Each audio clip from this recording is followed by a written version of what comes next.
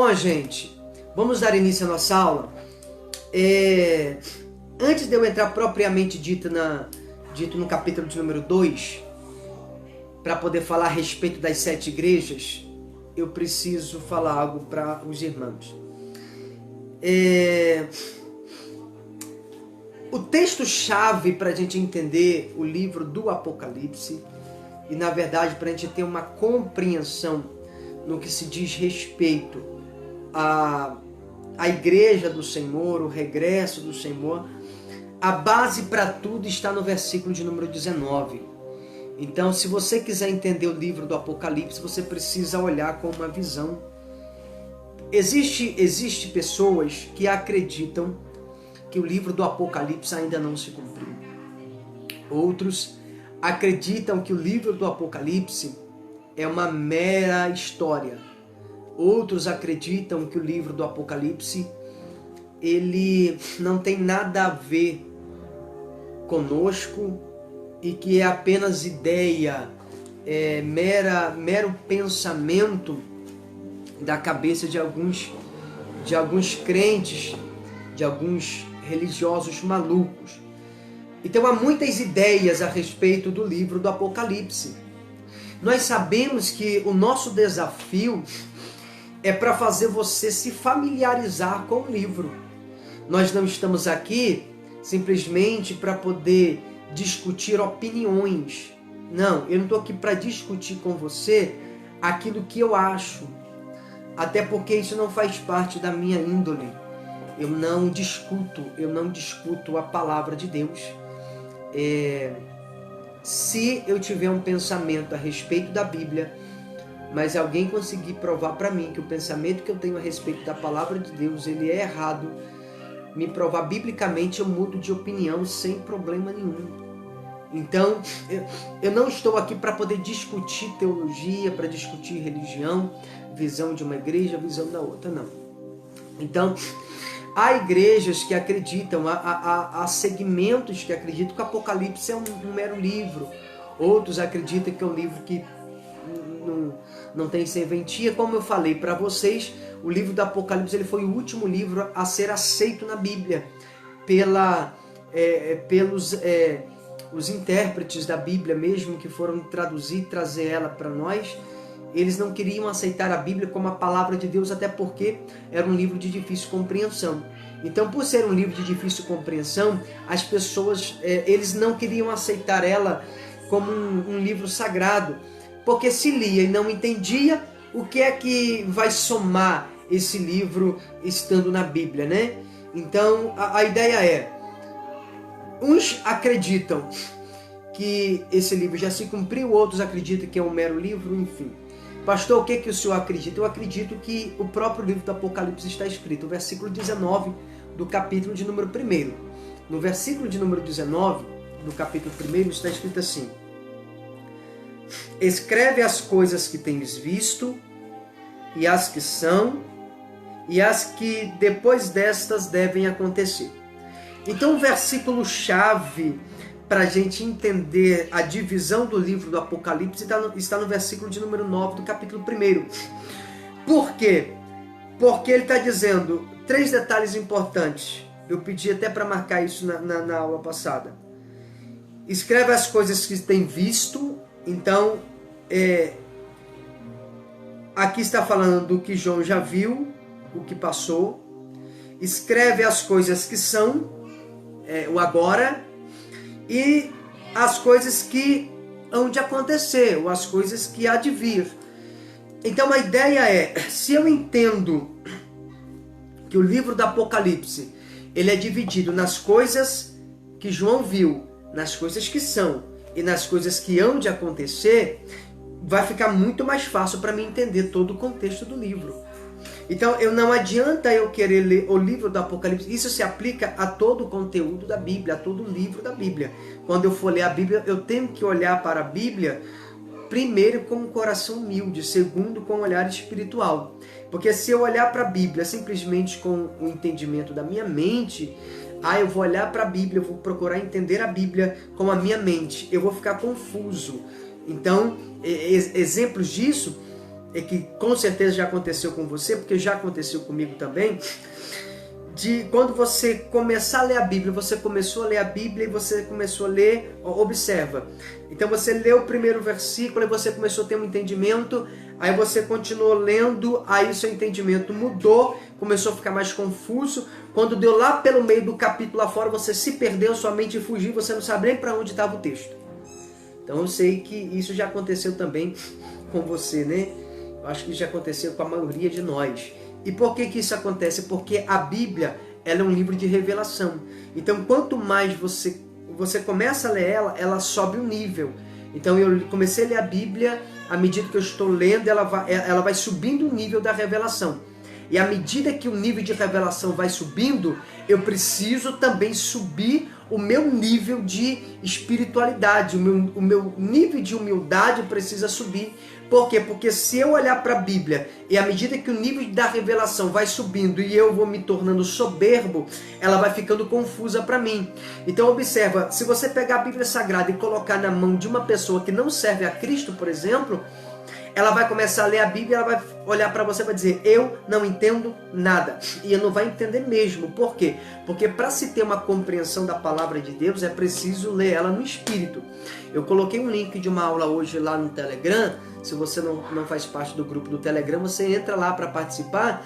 Eu coloquei um link lá de uma aula que eu falo a respeito dos 3 tempos da salvação.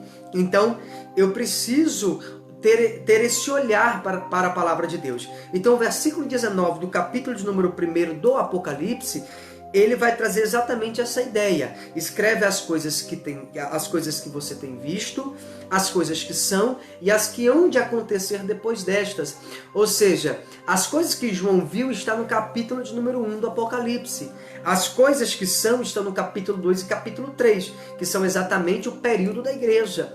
E as coisas que hão de acontecer, ele proclama do capítulo de número 4 até o capítulo de número 19. Então, o que eu preciso entender? Quando ele vai... A primeira pergunta é, quando ele vai termina de ver tudo, ele vai começar o capítulo de número 2, a primeira pergunta para mim poder conseguir entender é, primeiro, por que está escrevendo para 7 igrejas? Então, eu preciso entender primeiro por que são 7 igrejas, não 6 e não 8. Segundo, por que ele não escreve simplesmente para o povo? A carta não é endereçada para o povo. A carta, apesar do conteúdo ser para entregar para o povo, a carta é endereçada para o líder, para o anjo, para o mensageiro. Então, quando eu começo a fazer essas perguntas dentro do texto, principalmente no livro do Apocalipse, que até então parece difícil de entender, então, essas perguntas me faz com que a minha mente se abra. Essas perguntas fazem com que a minha mente ela consiga me dar um norte, para se dizer assim. Então, vamos analisar aqui no capítulo de número 2. Se você puder, à medida que eu falar o texto, você puder colar o versículo para mim, eu vou ficar grato, porque daí eu consigo olhar para o texto aí e ler com você. Apocalipse, capítulo de número 2, versículo de número 1. Amém? Então, enquanto alguém consegue colar para mim o versículo de número, capítulo 2, versículo 1, nós vamos entender uma coisa.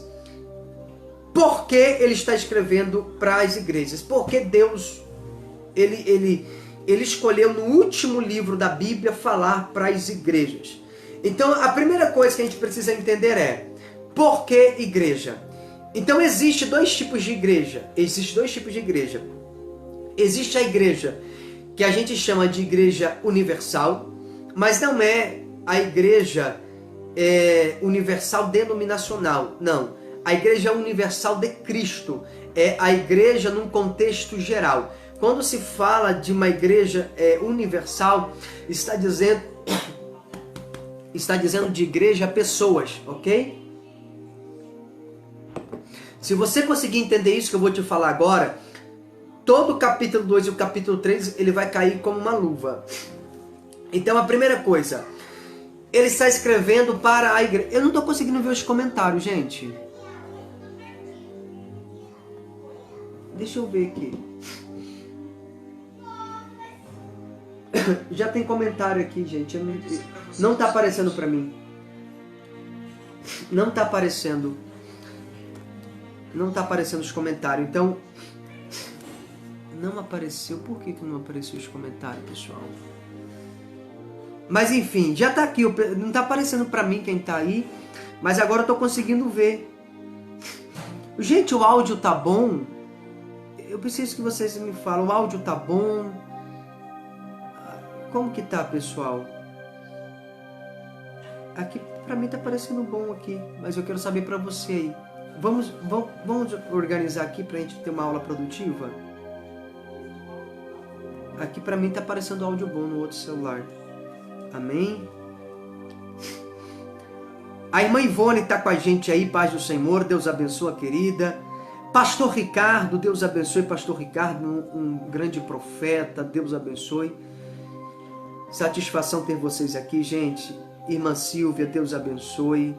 Kaique, Deus abençoe. Em nome de Jesus. Então tá bom. Então tá ótimo, gente. Alguém consegue para mim? Alguém consegue ver? O pessoal lá do Telegram está dizendo que não está conseguindo acessar aqui. Eu não sou muito bom de tecnologia, pessoal. Mas depois eu vou liberar o link lá, tá? Então tá bom. Então vamos dar continuidade, gente. Eu preciso que vocês interajam comigo no que se tange respeito aos textos, para a gente ter uma visão clara, ok? Pessoal, então antes de eu começar a falar, eu vou tirar uma dúvida aqui também a respeito da salvação, tá? Foi uma dúvida que uma irmã colocou lá no grupo do Telegram hoje, tá bom? Ô gente, entenda uma coisa. Independentemente de qual seja a visão da sua igreja, você acredita na visão pré-tribulacionista, você acredita na visão pós-tribulacionista, você acredita na visão amillennialista, não importa qual é a visão que a sua igreja segue. Uma coisa eu tenho 100% de certeza, todos acreditam na volta do Senhor Jesus e que Ele vai levar o povo dele para morar com Ele, ok? Nós estamos ligados nessa doutrina e que para mim que já é importante, tá bom? Então assim, o que acontece? Pastor, eu não acredito na visão pós-tribulacionista. Então segue a que a sua igreja te ensinou, pré-tribulacionista. Não, pastor, a minha é meso-tribulacionista, a minha é amillennialista. Não importa qual seja a visão que você segue, ok? O que importa é que ninguém pode negar que Jesus Cristo vai voltar e que Ele vai arrebatar um povo escolhido. Amém? Então, as igrejas que eu conheço, a liderança, as linhas teológicas sérias, que vale a pena estudar, que eu acompanho, todas elas, sem exceção, elas acreditam firmemente, fielmente no regresso e na volta do Senhor Jesus, ok? E que Deus vai arrebatar um povo seleto, um povo separado e escolhido, e isso é o que importa para nós, beleza? Então vamos lá, gente. A primeira coisa, vamos primeiro, antes da gente entrar no capítulo 2, vamos fazer uma diferença entre os dois tipos de igreja. A igreja universal, o que seria a igreja universal? A igreja universal é a visão que temos de nós como igreja. Por exemplo, quando eu olho para mim e eu entendo que eu sou a igreja de Cristo, eu faço parte da igreja universal do Senhor. Então, o que é a igreja universal? Se você puder comentar, comente à medida que eu falar, à medida que eu entregar para você o conteúdo, eu peço que você comente também, para poder a gente interagir, tá bom? Então, a igreja universal, se você puder anotar, anote. Quando se fala de igreja universal, se fala da igreja como corpo de Cristo. Então, a igreja universal seria a igreja como o corpo de Cristo. Por exemplo, eu estou aqui, eu sou a igreja universal porque eu sou o corpo de Cristo. É a igreja no contexto geral. Igreja universal é a igreja corpo de Cristo. Então você que está aí agora na sua casa, independente de onde você esteja, você faz parte do corpo de Cristo. Então se você faz parte do corpo de Cristo, você é uma igreja. Você faz parte da igreja geral do Senhor, da igreja universal, da igreja corpo de Cristo. Então, a igreja é corpo de Cristo. Quando é que a igreja universal, corpo de Cristo, se revela? Aonde tem um crente. Então, por exemplo, você está aí agora, independente de qual estado você estiver, você é a igreja de Cristo. Eu não estou no prédio da igreja agora, mas eu sou igreja. Por que eu sou igreja? Porque eu faço parte da igreja universal. Nós estamos ligados no corpo. Então, quando eu sou ligado no corpo, significa que eu sou igreja. E como é que eu entendo que eu sou a igreja corpo de Cristo? Quando eu faço parte de uma igreja local. Então, a igreja local, ela expressa a realidade da igreja universal, ok? Então, a igreja local, ela revela, ela expressa a igreja como um corpo de Cristo. Qual é a visão que nós temos errado a respeito da igreja como um corpo de Cristo? E você vai ouvir muito isso por aí. Vai ter gente batendo no peito dizendo: eu não preciso ir na igreja, eu não preciso de pastor, eu não preciso cultuar, porque eu sou igreja. Sim. Não tem como eu negar que você é igreja. Você é a igreja do Senhor. Mas o que você precisa entender é, para você se tornar igreja corpo de Cristo, para você se tornar a igreja ligado no corpo de Cristo, você precisa pertencer a uma igreja local. Porque a igreja corpo de Cristo, ela é expressada, ela é revelada por uma igreja local. Consegue entender? Então, se você conseguir ter essa compreensão de que para mim fazer parte do corpo de Cristo como a igreja universal, aonde eu vou, em qualquer lugar do mundo, eu sou igreja. Mas o que é que me expressa e me revela como igreja? A igreja local aonde eu frequento, a igreja local aonde eu pertenço. Amém? Deu para entender essa parte, pessoal? Você conseguiu ter uma compreensão a respeito da igreja local e da igreja universal revelada em Cristo? Então, a igreja revelada em Cristo, essa caneta não está pegando, a igreja revelada em Cristo, a igreja universal, eu vou chamar assim, a igreja universal é a igreja corpo de Cristo, ela é expressada através de uma igreja local, ok? Dá para anotar isso aí? Anota isso aí, eu vou te dar aí o tempo para você anotar e eu vou te mostrar um texto. Eu vou te mostrar um texto para poder a gente ver esta igreja revelada. Mateus capítulo 16. Vamos lá? Vamos entender isso aí? Mateus 16?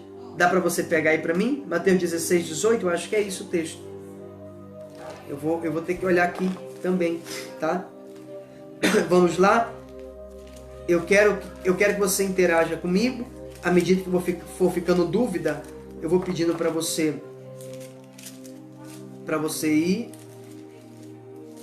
ir perguntando aí, tá? Eu vou estar olhando aqui também no outro celular. Mateus capítulo de número 16. Mateus 16. Dá pra gente ver esse texto? Mateus 16, deixa eu ver qual versículo. Versículo 18. Amém? Se você puder. Mateus 16, 18. Mateus 16, 18. Vamos ler esse texto.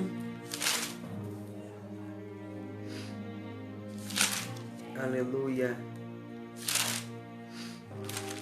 Amém? Mateus 16, 18. Alguém consegue colar para mim aí, para me ler com você? Eu quero deixar você colar o texto para quê? Para a gente criar uma interação. Amém, pessoal? Mateus capítulo 16, versículo 18. Eu quero ler esse texto com você, tá?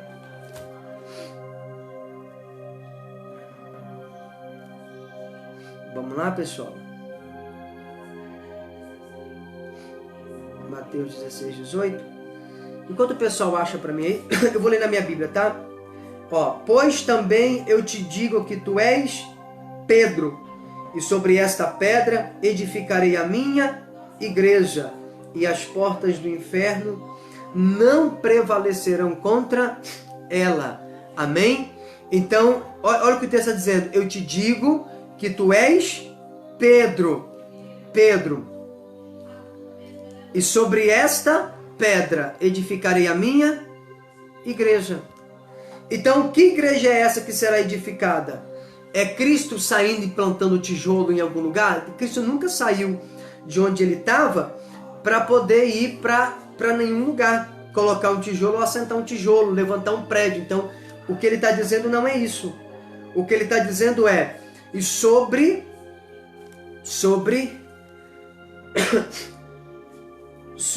a minha igreja e sobre essa pedra edificarei a minha igreja.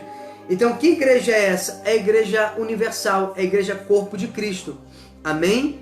Então, se é a igreja corpo de Cristo, significa que não é a igreja prédio, é a igreja pessoa. Amém?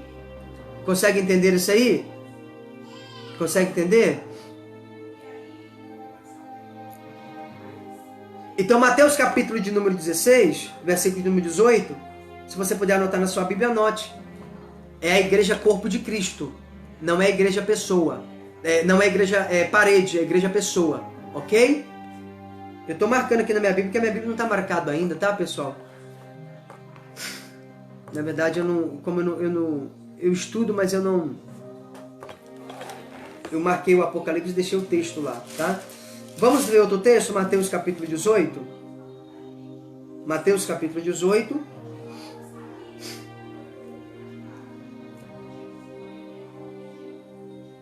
Mateus capítulo 18, versículo 16. Vamos ler esse versículo? Mateus 18. Nós lemos primeiro Mateus 16, 18. Agora nós vamos ler Mateus 18, 16. Amém? Vamos lá? Vamos lá?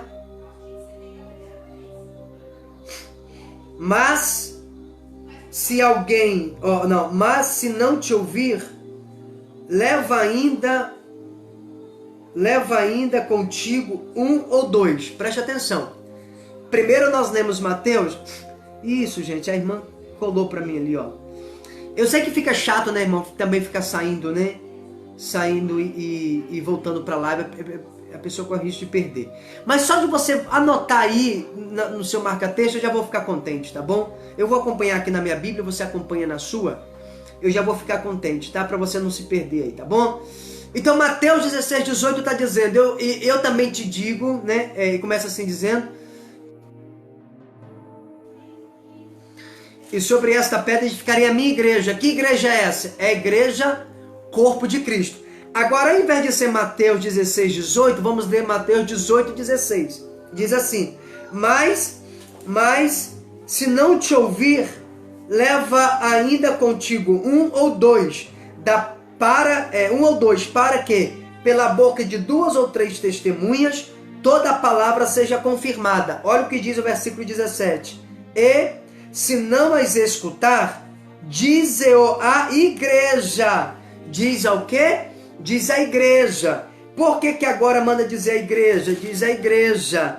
E se também não escutar a igreja, considera-o como gentil e publicano. Então, em Mateus 16, 18, está falando da igreja universal, a igreja corpo de Cristo. Mateus 16, 18 fala da igreja como um corpo de Cristo. Porém, Mateus 18, 16, 17 está falando da igreja como igreja local. Então, como é que você vai pegar 2 ou 3 testemunhas e colocar na frente da igreja? Então, não faz sentido ser a igreja corpo de Cristo. Aqui está apontando para a igreja local. Então, você vai pegar 2 ou 3 testemunhas, o camarada errou, o camarada lá, não sei, ele aprontou, com erro digno de ser colocado diante da igreja. Então você traz e não quer se arrepender, traz ele diante da igreja e coloca ele lá. Então, diante da igreja, que igreja? A igreja local. Então existe essa distinção, existe essa diferença entre igrejas. Então, se eu consigo distinguir essa diferença entre igrejas, fica fácil para mim entender as 7 igrejas do Apocalipse, ok? Então, o que é a igreja corpo de Cristo? A igreja corpo de Cristo é eu e você. Aonde você chega, você faz parte da igreja corpo de Cristo. Mas como eu sou expressado como igreja corpo de Cristo? À medida que eu pertenço a uma igreja local. Amém até aqui? Deu para entender, pessoal? Se deu para entender, confirma com um amém aí. Amém? Então a igreja corpo de Cristo é expressada através de uma igreja local. Amém? Então, quando você faz uma reunião, por exemplo, você chegou e você fez um culto na sua casa, você é pastor de igreja, ou seu pastor pediu para você fazer uma célula ou um culto na sua casa. O que é isso? Igreja local. Quando você se reúne na reunião, é uma igreja local. Tá bom? Tá bom até aqui, pessoal? Então vamos lá, vamos entender. Então, já que eu entendi que existe uma igreja corpo de Cristo, que é expressada como uma igreja local, eu preciso entender que como seria o Cristo que vai se revelar, ou que está se revelando, né, no livro do Apocalipse. Deixa eu ver o pessoal que está entrando aqui para eu poder aprovar eles. O pessoal está tendo dificuldade para entrar aqui. Então, a ideia é, como é que seria, se não existisse o Novo Testamento, vamos pensar assim, não existe o Novo Testamento, só existe o Antigo Testamento. Você precisa entender isso aqui para você compreender o livro do Apocalipse, senão você não entende. Então, se não existisse o Novo Testamento, como é que conheceríamos Deus? Como Cristo seria manifestado para nós? Qual é a revelação que teríamos de Deus? Nós teríamos a revelação dele como o grande Elohim, como o Todo-Poderoso. Então, o Elohim, que é o Deus Todo-Poderoso, como nós conhecemos ele como Deus Todo-Poderoso, o Deus Todo-Poderoso, no Antigo Testamento ele se revelava quando, as poucas vezes que ele se manifestava como Deus Todo-Poderoso, ou o Elohim.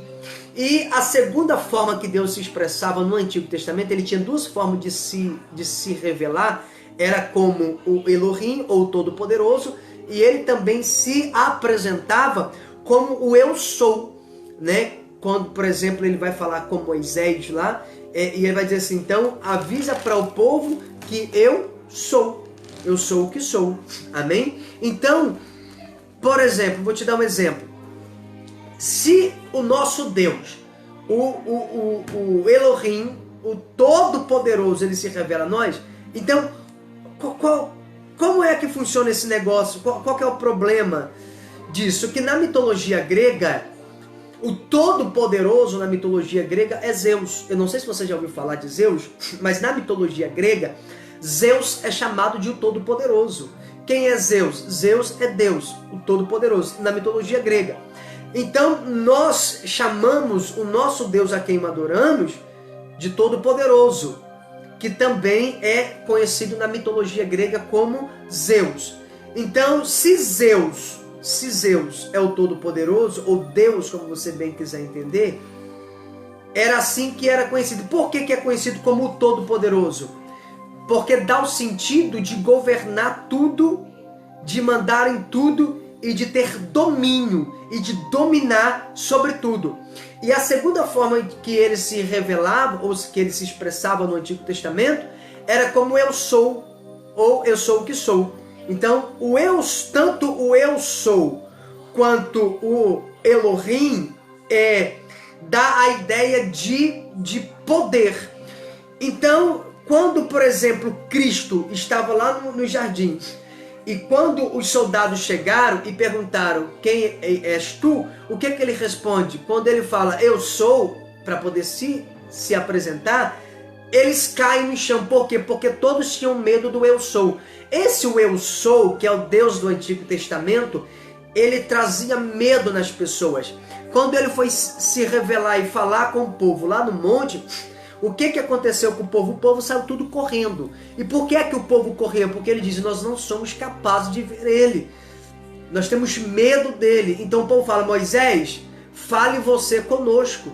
Por quê? Porque o Todo-Poderoso, o Bereshit, o Eu Sou, ele causa medo, ele causa temor, ele causa tremor nas pessoas, amém? Então, o que acontece? Se você puder anotar, você anota, faz um risco, tá?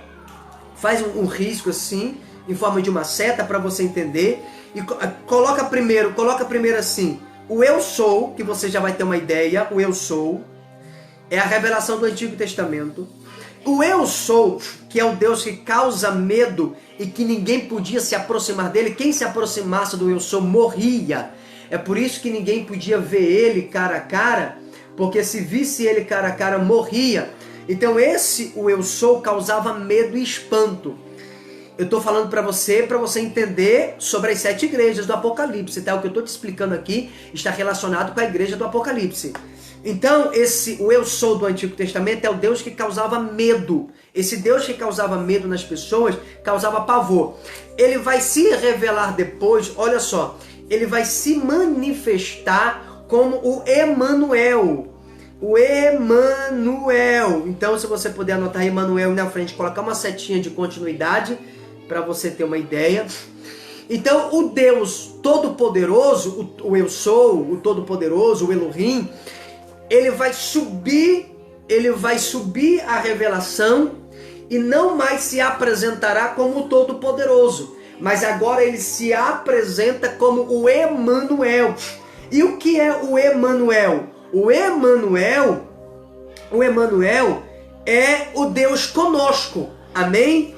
Dá para você entender isso aí? Anote isso. O Todo-Poderoso causa medo. O Emanuel é o Deus conosco. Agora observa, à medida que Deus vai se aproximando do povo. Então ele começa sendo o Deus Todo-Poderoso, o Deus que causa pavor e medo.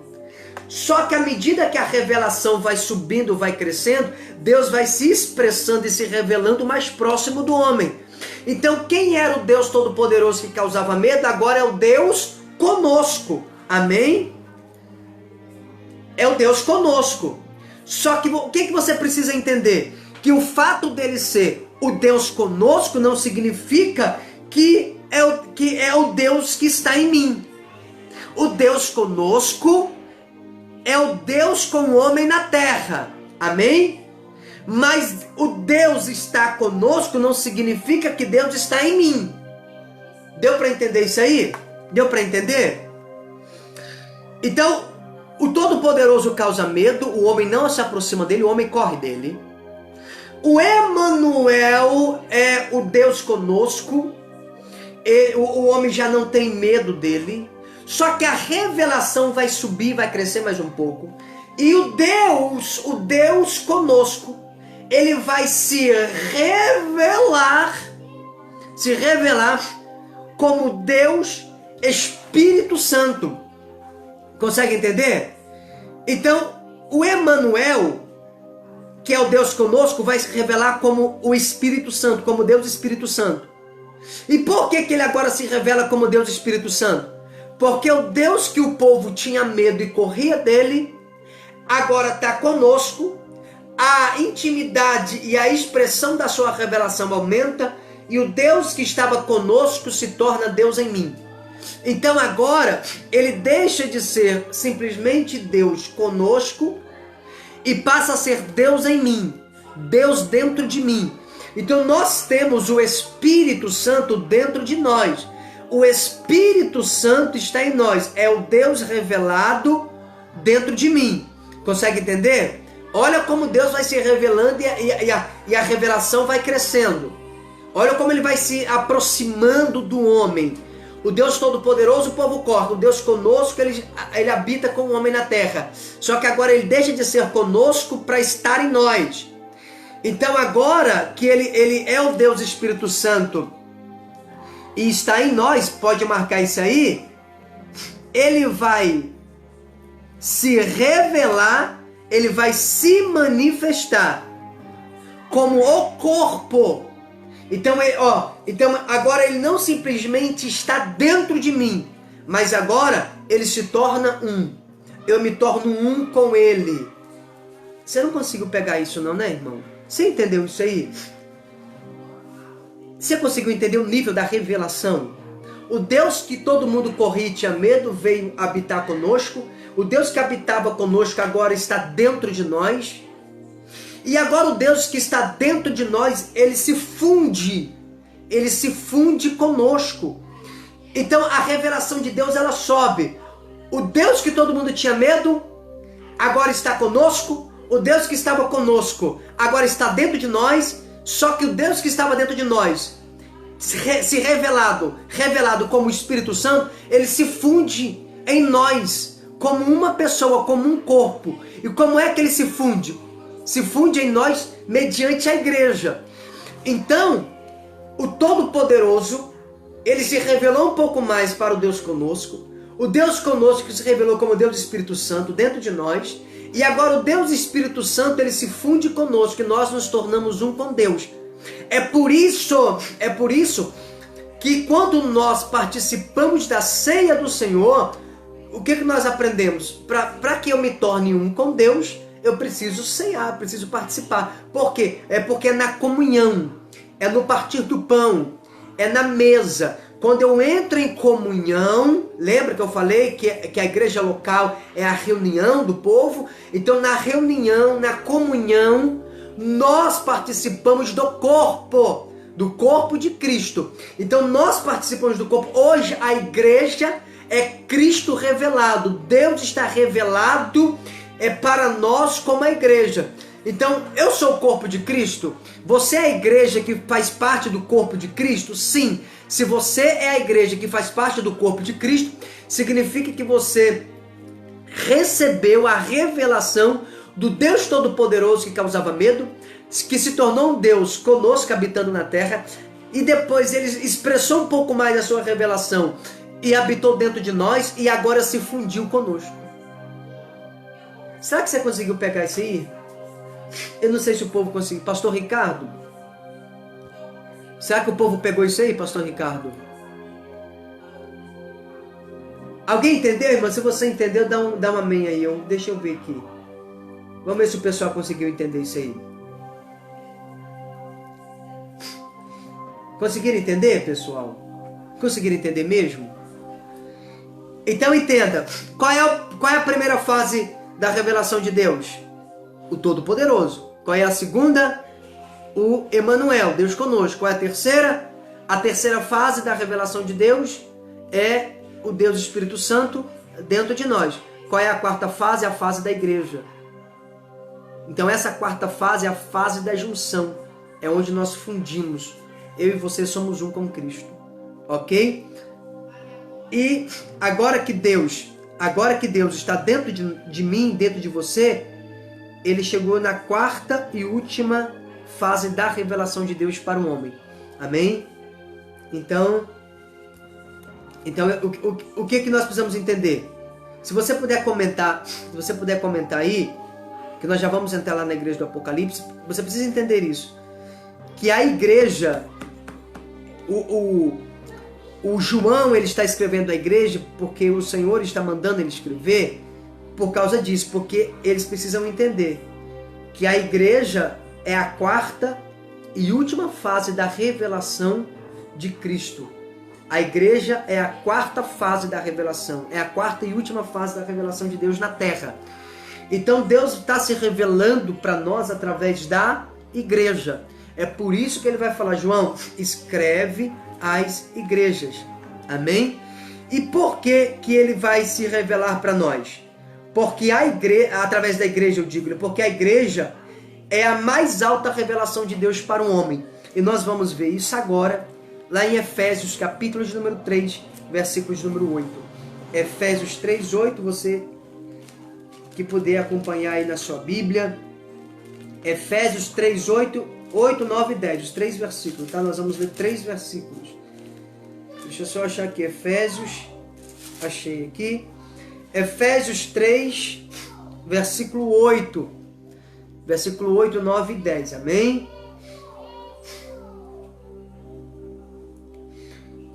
Podemos dizer Deus dentro do barro. Sim, o Senhor é o seguinte, porque o fato de Deus estar conosco não significa que Ele está em mim.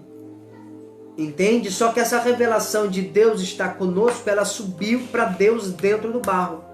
Ela subiu para Deus dentro do homem, para Deus dentro de mim. Então, é os níveis da revelação que sobe. Então, era só Deus conosco, mas agora, aí Ele foi e se tornou Deus dentro de mim. E não bastando Ele se tornar Deus dentro de mim, nós nos tornamos um com Ele. Agora entenda, preste atenção, se nós somos a igreja e nós somos um com Cristo, quem é Cristo? Cristo é a revelação de Deus. E se Cristo é a revelação de Deus, nós somos um com Cristo. Significa que agora somos um com Deus. O Deus que todo mundo tinha medo dele lá no Antigo Testamento, agora se torna um conosco. Estamos fundidos nessa revelação. Amém? Efésios 3:8. Então eu vou te mostrar agora que a igreja, ela é o nível mais alto da revelação de Deus. Efésios 3:8 diz assim: a mim, o mínimo de todos os santos, me foi dada esta graça de anunciar entre os gentios, por meio do Evangelho, as riquezas incompreensíveis de Cristo. Então você percebe que Paulo, ele vai anunciar entre os gentios por meio do Evangelho. Então ele vai anunciar por meio do Evangelho. O que ele vai anunciar? As riquezas incompreensíveis de Cristo. E qual que é a pergunta? Irmão, parece contraditório esse texto, por quê? Porque se é incompreensível, como é que alguém anuncia o que é incompreensível? Como é que Paulo vai dizer, eu vou anunciar aquilo que ninguém... Irmão, entenda. O que Paulo está dizendo é, eu vou anunciar os mistérios, as riquezas incompreensíveis. São coisas incompreensíveis. E por que Paulo está... Obrigado, pastor. Olha lá, ó. A mim, o mínimo de todos os santos. Olha a humildade do Paulo, irmão. Olha a humildade do Paulo. O homem que foi no terceiro céu está dizendo que ele é o mínimo de todos os santos. Então observa. Me foi dada esta graça de anunciar entre os gentios, por meio do Evangelho, as riquezas incompreensíveis de Cristo. Gente, olha essa revelação. Paulo está dizendo, eu vou anunciar coisas incompreensíveis para você. Pastor, o que é isso? Isso é por meio do Evangelho. Isso significa que, através da igreja, até os mistérios mais escondidos serão e são revelados ao homem.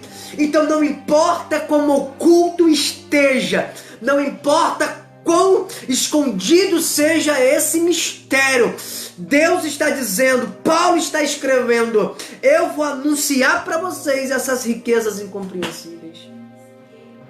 Meu Deus, irmão, isso é muito forte. Olha o verso 9. E demonstrar a todos qual seja a dispensação do mistério. Irmão, só de ser mistério a gente já fala, não dá para entender, né, irmão? Porque é mistério. Mistério a gente não entende, né? Mas ele está dizendo assim, ó, demonstrar qual seja a dispensação do mistério. O que é a dispensação? Dispensação é a economia de Deus, é a koinonia, é a comunhão do mistério.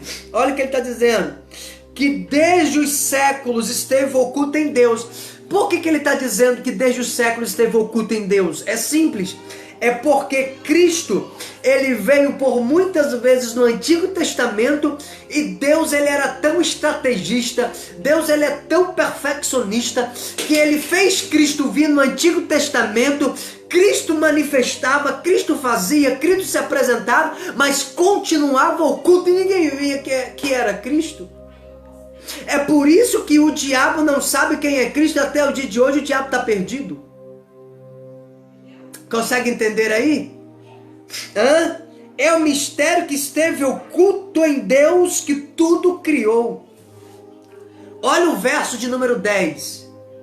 Para que agora, irmão, gente, olha o versículo 10. Se você não entender isso aqui, você não entende nada do Apocalipse comigo.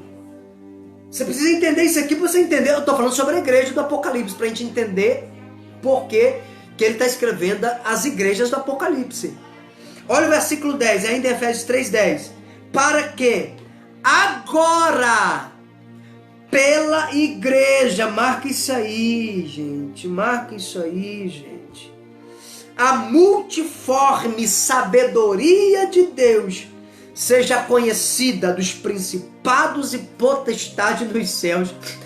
Pastor, o que é isso? A igreja, é através da igreja que os mistérios mais ocultos são revelados.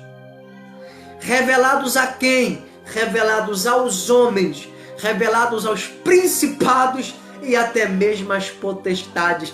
Quem é que vai revelar esses mistérios? A igreja. A igreja é o último estágio, é a última revelação de Deus nessa terra.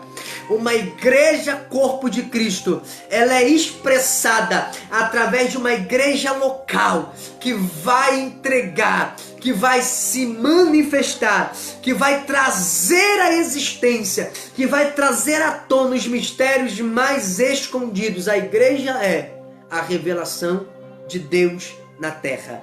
Amém até aqui?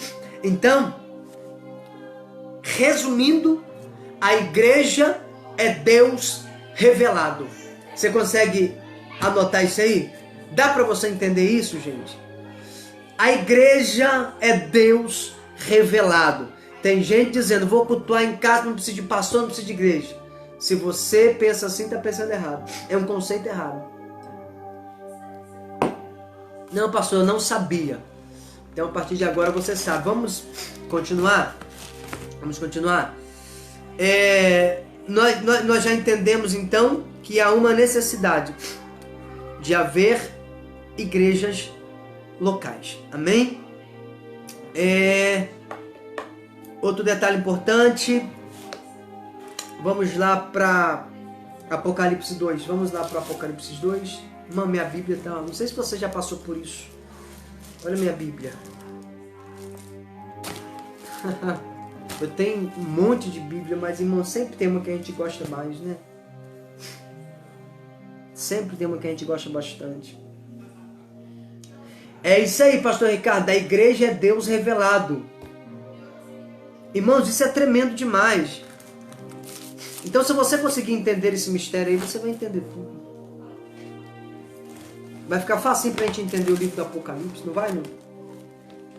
Vamos lá, gente? Vamos lá?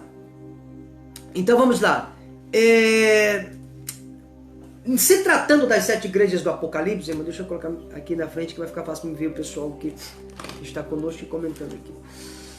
Então, para a gente entender aqui, a gente trouxe um resumo básico aqui, para você ter uma ideia, para você conseguir entender por que ele vai falar para as igrejas. Então você já entendeu que o Deus que causava medo, agora ele é fundido com a própria igreja. Então a igreja é Deus revelado, amém?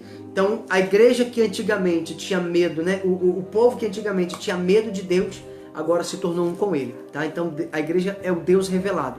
Agora preste atenção num detalhe importante. No que se tange às 7 igrejas do Apocalipse, uma coisa importante que a gente precisa se notar é que a lição mais importante de todas essas cartas é como ser um vencedor. Como eu faço para me tornar um vencedor? E aqui nessas 7 cartas, Deus vai trazer exatamente como você se torna um vencedor. Então, para que eu venha reinar com o Senhor, eu preciso entender o que fazer. E aqui nas 7 igrejas do Apocalipse está exatamente a fotografia disso. Está a impressão, está o retrato dos vencedores. Está o retrato dos vencedores. Então, se a gente começar a falar sobre as 7 igrejas, a gente precisa entender. As 7 igrejas, elas têm 3 conotações. Primeiro, ela é histórica. Então, as 7 igrejas do Apocalipse, elas têm um período histórico na Terra. Elas vão contar períodos da história da igreja. Então, por exemplo, a primeira igreja, no caso seria a igreja de Éfeso, ela se conta um período que desde que ela foi implantada, o período depois de Cristo, até os anos 100 depois de Cristo. E a segunda igreja, ela vai do período dos anos 100 até aproximadamente os anos 313 depois de Cristo. Então ela é o período histórico da igreja, ela vai passar por períodos, né? Que a gente chama de período histórico. Então, ela vai ter também uma conotação profética. E o que seria a conotação profética? A conotação profética das 7 igrejas da Ásia Menor, do Apocalipse, a ideia é que quando Deus ele olha para a igreja, ele olha exatamente as condições da igreja. Então, hoje, nos nossos dias de hoje, Deus olha para nossas igrejas? Sim, ele olha com um olhar. Qual olhar que Deus olha?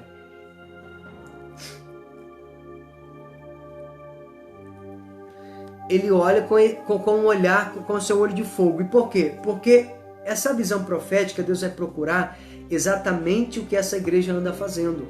Então, se você vê, se você lê, né, atenciosamente, como a gente já vem desde o capítulo 1, você vai perceber que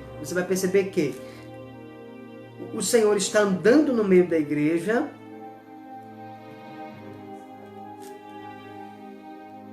Ele está andando no meio da igreja. E ele está observando. Ele começa a observar o que cada um está fazendo. Amém? A terceira conotação são conotações pessoais. É o que se trata pessoalmente com cada crente. Então ele vai tratar de maneira pessoal com cada um. Ok? Então, para cada igreja, das 7 igrejas, Cristo vai se revelar de uma maneira. Ele vai se revelar de uma forma. Ok? Então eu vou te mostrar, por exemplo, como é que ele se revela para cada igreja. Aqui, em Apocalipse, versículo de número 1. Eu vou te mostrar como ele começa a se revelando. Eu vou te mostrar só algumas formas que ele se revela. Versículo 1. Escreve ao anjo da igreja que está em Éfeso. Isso diz aquele que tem na sua destra. Destra não é mão, como muitos pensam. Não, destra é mão direita. Não. Destra fala do poder, da autoridade, do domínio. As 7 igrejas que andam no meio dos 7 castiçais de ouro. Então, como é que ele se revela aqui? Ele se revela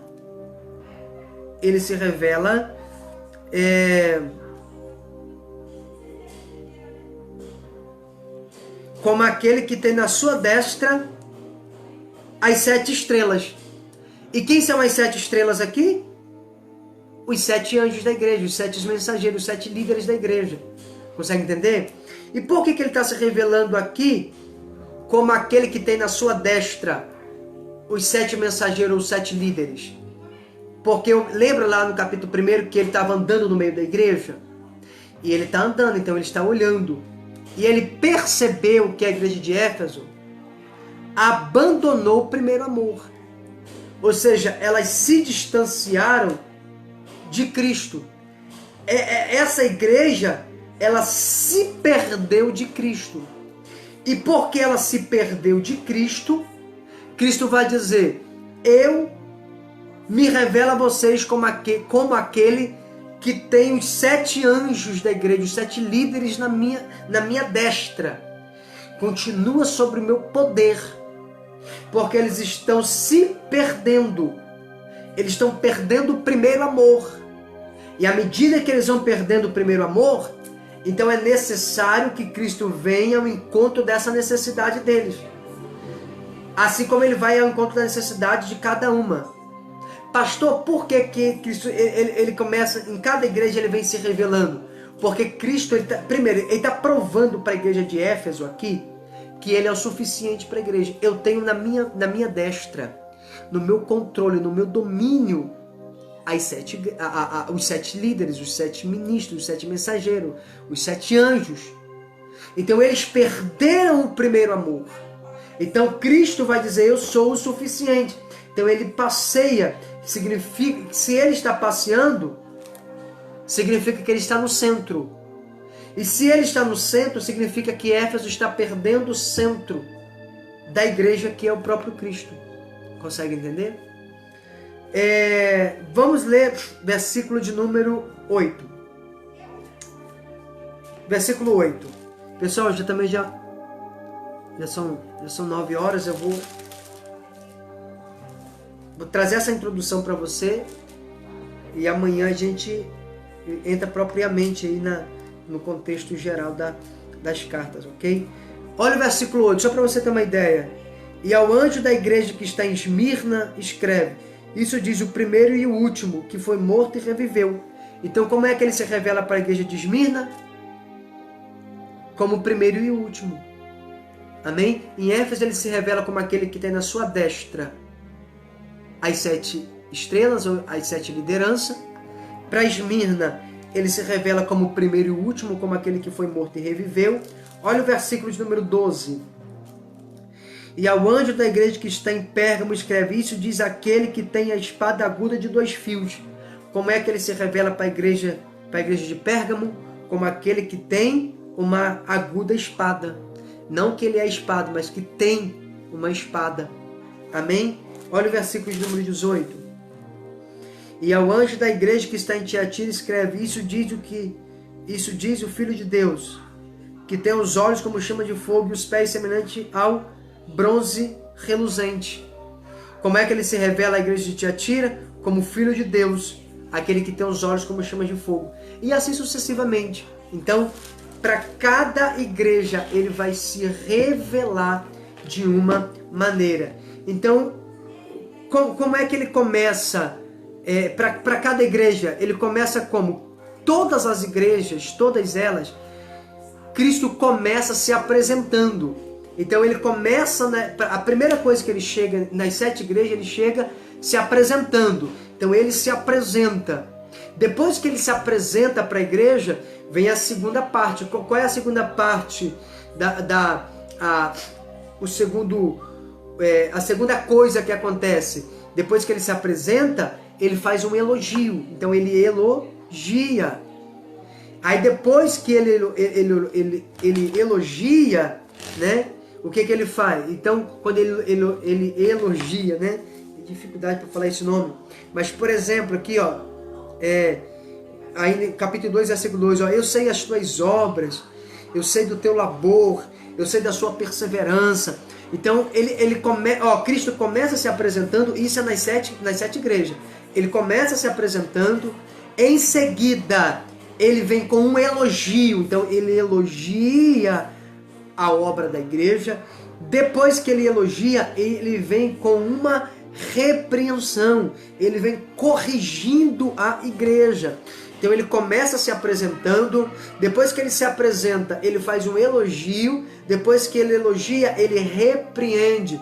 E depois que ele repreende, ele faz uma promessa. Promessa do vencedor, ou a promessa dos vencedores. Então nas 7 cartas ele vai começar se apresentando. Depois ele vai fazer um elogio. Depois ele vai corrigir. E depois ele vai fazer a promessa do vencedor. Amém? Então é importante a gente saber disso. Por quê? Porque se você entender que ele está falando às igrejas e fazendo uma promessa para ela, você vai saber qual é o seu destino. Por que é que você luta tanto nessa terra? Por que é que você passa prova, passa luta e ainda permanece na presença de Deus? Então Cristo começa se apresentando, assim seria também o correto das nossas igrejas hoje, seria assim o correto da nossa liderança. Então, como é que você quer ser um líder? A primeira coisa, você se apresenta. Pastor, como é que eu me apresento para me tornar uma liderança? Você se apresenta apresentando os seus frutos. Então você apresenta os seus frutos primeiro. Apresentou seus frutos, aí você consegue alguém, essa pessoa vai te dar ouvido, então você vai elogiar ela. Ok? Misericórdia. Irmão, lembra que eu falei para os irmãos, sempre que a gente vai estudar o livro do Apocalipse é uma guerra, né? É uma guerra. E eu não estou muito bem também, irmãos. Eu estou com o meu corpo muito com a dor no meu corpo tremenda, eu estou meio que gripado, então eu estou, desde ontem, eu não estou muito bem, consegue entender? Então eu estou aqui porque eu tenho um compromisso com você e eu estou aqui para isso, tá?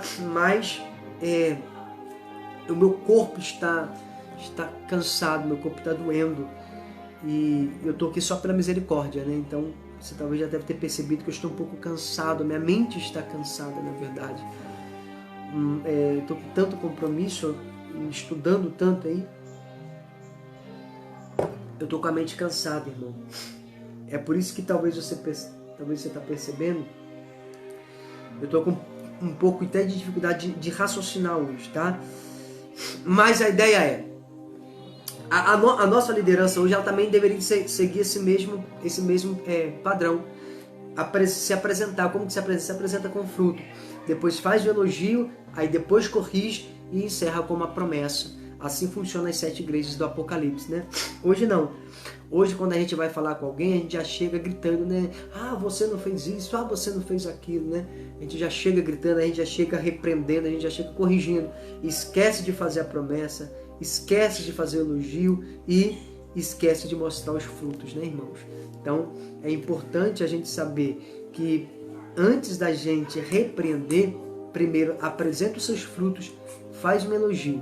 Aí você repreende, né, corrige e em seguida mostra a promessa, ok? Então, isso vai decorrer nas 7 igrejas, isso vai seguir. Essa mesma estrutura, ela vai seguir durante as 7 igrejas, ok? Ela não muda, são uma estrutura padrão. Então, Jesus ele vai edificar a sua igreja. Então, aqui está o modelo da edificação da igreja. Lembra que Jesus falou lá em Mateus 16, que ele edificaria a igreja dele? Então ele começa a edificar a igreja dele, né? E ele começa edificando uma igreja universal, uma igreja corpo de Cristo, ele começa edificando ela pela igreja local. Amém? Até aqui, pessoal? Então, as 7 igrejas, elas têm as mesmas características das igrejas de hoje, tá? Então, vamos lá, continuar aqui, eu já vou encerrar, versículos número 2. Eu sei as tuas obras, ou eu conheço, né? Eu conheço as tuas obras. Então, esse eu conheço as tuas obras vai aparecer durante o livro, durante as igrejas, né? Durante as 7 igrejas, vai aparecer por 7 vezes. Conheço as tuas obras. Então, para cada igreja, Jesus se apresenta com uma característica que João viu antes. Mas é importante a gente saber que ele anda no meio da igreja para quê? Ele anda no meio da igreja procurando as obras.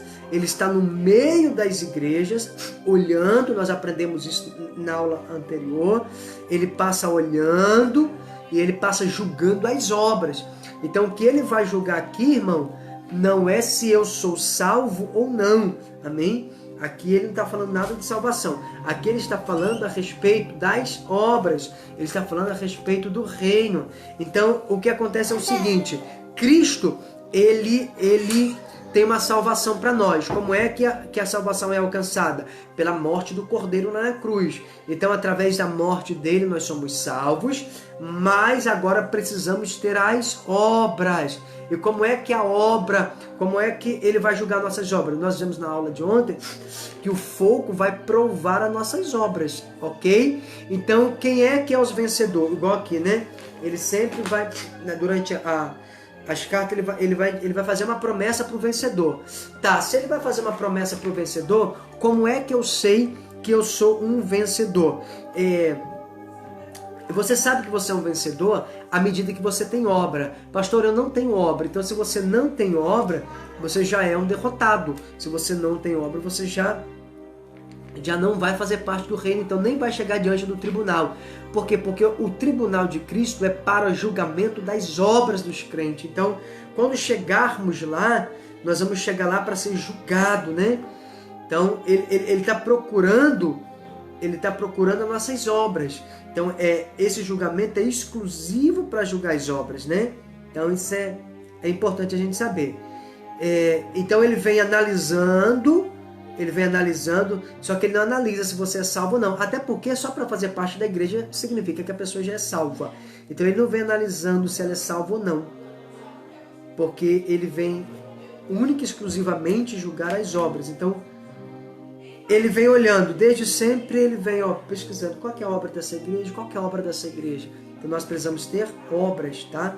Então, em cada período da igreja, Cristo ele exigia alguma coisa para os vencedores. Então, para cada período há uma exigência. Ele exige alguma coisa do povo para que essa pessoa se torne um vencedor. Por exemplo, vamos ler aqui em Apocalipse 2:10. Eu vou te mostrar um exemplo de como ele exige de cada um para que essa pessoa se torne um vencedor. Olha o que diz o capítulo 2, versículo número 10.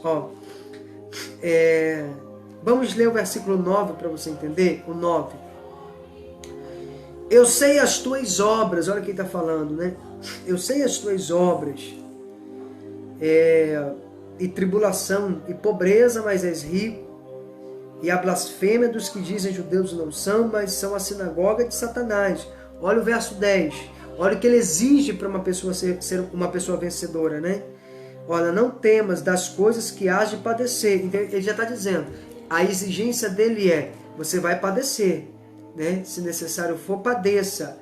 Eis que o diabo lançará alguns de vós na prisão para que sejais tentado e tereis uma tribulação de 10 dias. Então está dizendo assim, se possível, você vai ser lançado, o diabo vai lançar você numa prisão de 10 dias para você sofrer.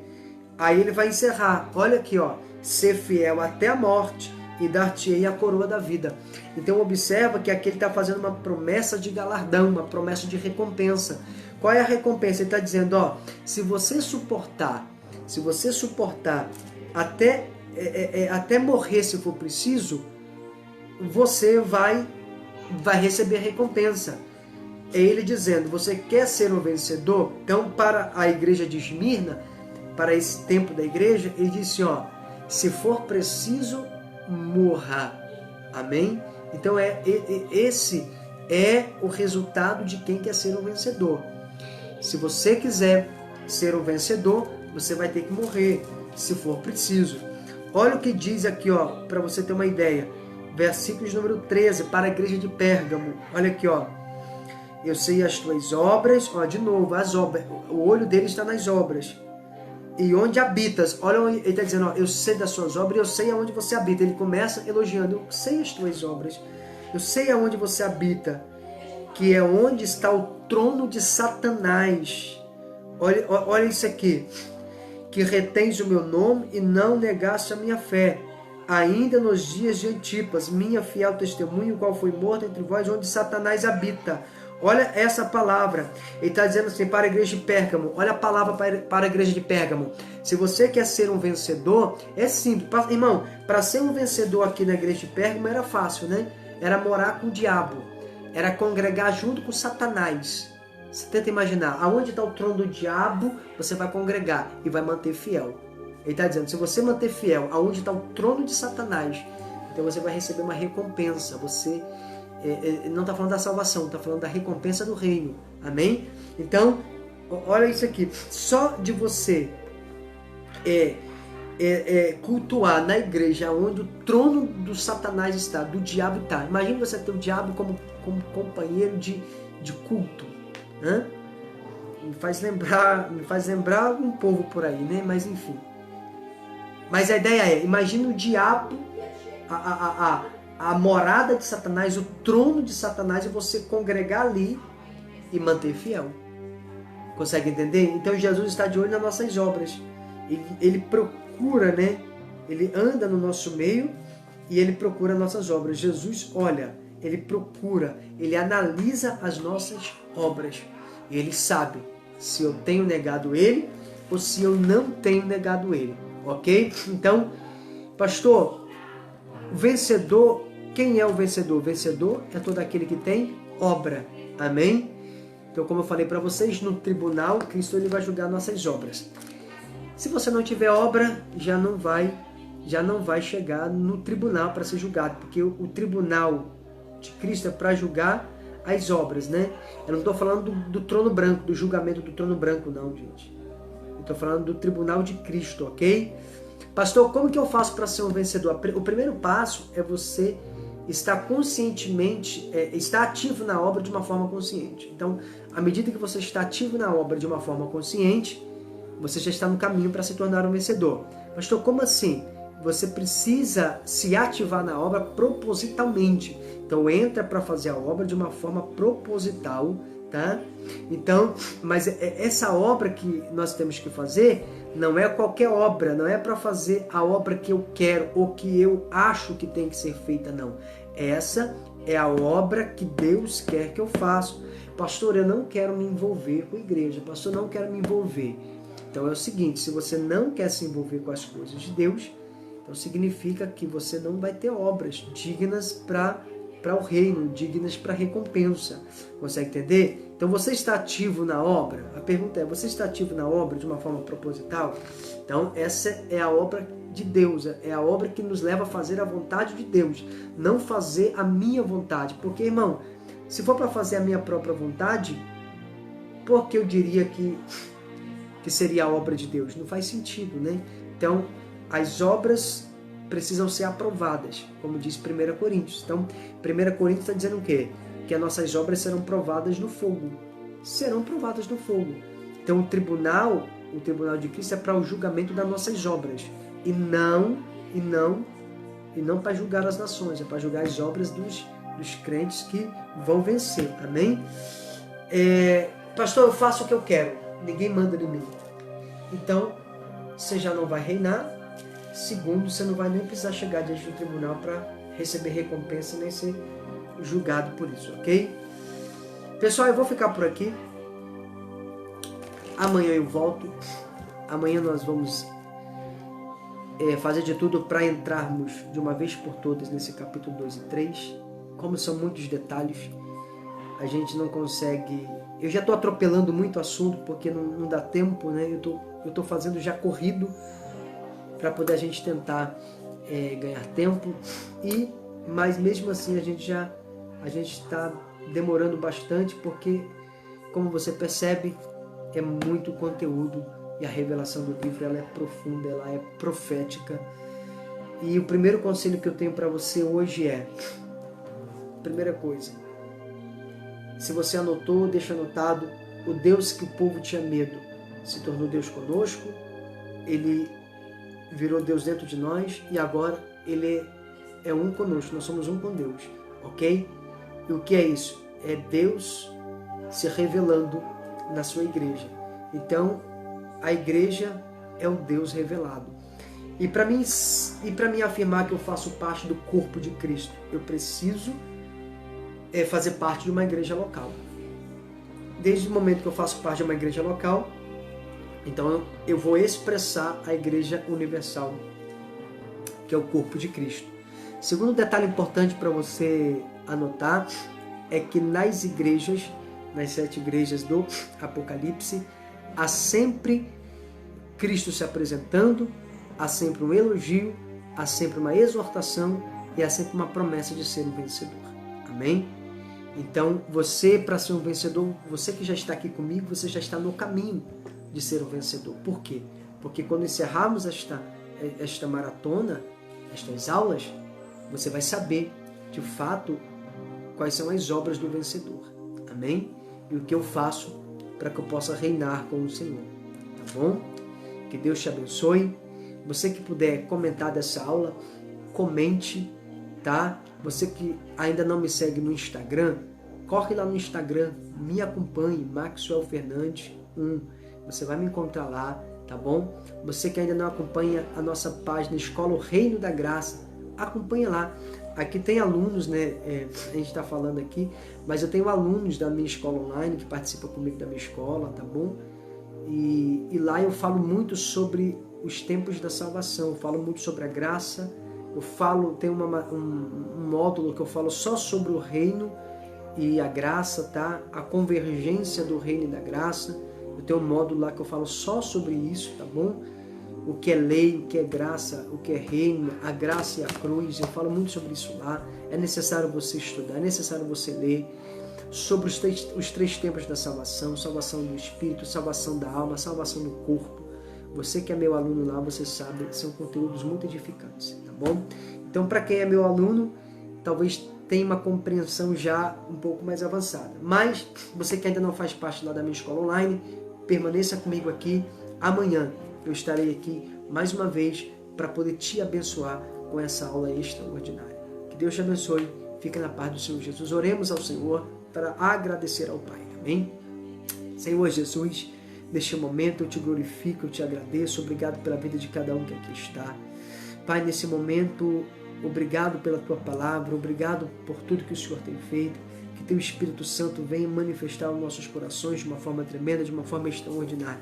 Senhor, eu creio de uma forma absoluta, papai querido, papai amado, que o Senhor tem coisas muito maiores para revelar para nós. Obrigado, Espírito Santo. Em nome do Senhor Jesus. Amém. Pessoal, que Deus te abençoe. Amanhã eu te espero aqui nesse mesmo horário para darmos sequência ao nosso estudo sobre o Apocalipse. Amém?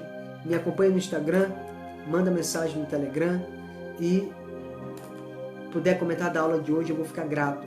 O que eu quero pedir para você? Eu vou postar uma foto lá no meu Instagram e lá também lá na página do Facebook. Eu vou postar uma foto lá relacionada à aula de hoje. Se você puder ir lá comentar, eu ficarei grato, tá bom? Que Deus te abençoe. Fique na paz do Senhor Jesus. Até amanhã.